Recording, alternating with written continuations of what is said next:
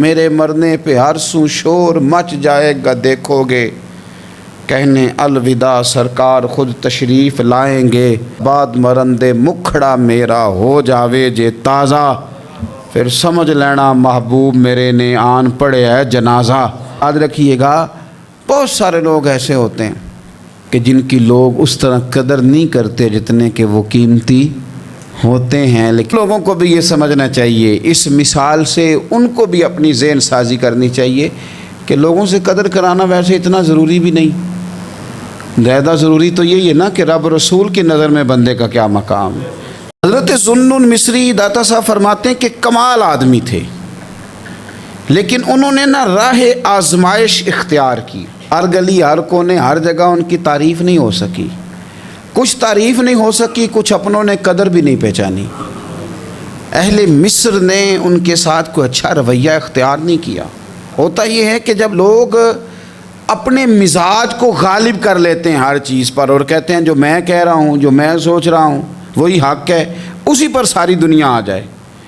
تو بہت ساری جگہوں پہ نا وہ اپنے گمان کے مطابق چیزوں کو تباہ کر بیٹھتے ہیں، اور بہت سارے صالحین کے بارے میں، بہت سارے متقی لوگوں کے بارے میں بدگمانیاں پیدا کرتے ہیں،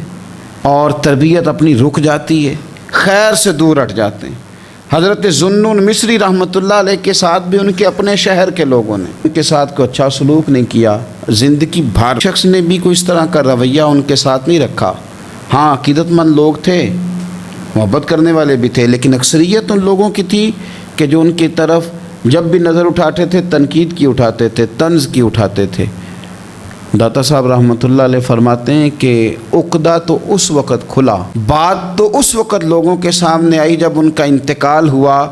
تو ان کی پیشانی پہ لکھا تھا یہ اللہ کا دوست ہے، اور اس نے رب کی محبت میں وفات پائی ہے۔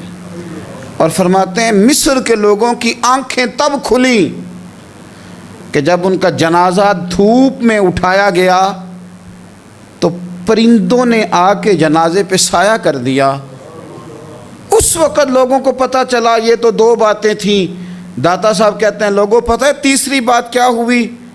جس دن حضرت ذوالنون مصری کا وصال ہوا 70 نیک لوگوں نے رسول پاک کی زیارت کی، اور ہر بندے کو خواب میں آ کے اللہ کے محبوب نے فرمایا آیا اس لیے ہوں کہ ذوالنون مصری کا انتقال ہو گیا ہے اور میں نے ان کا استقبال کرنا۔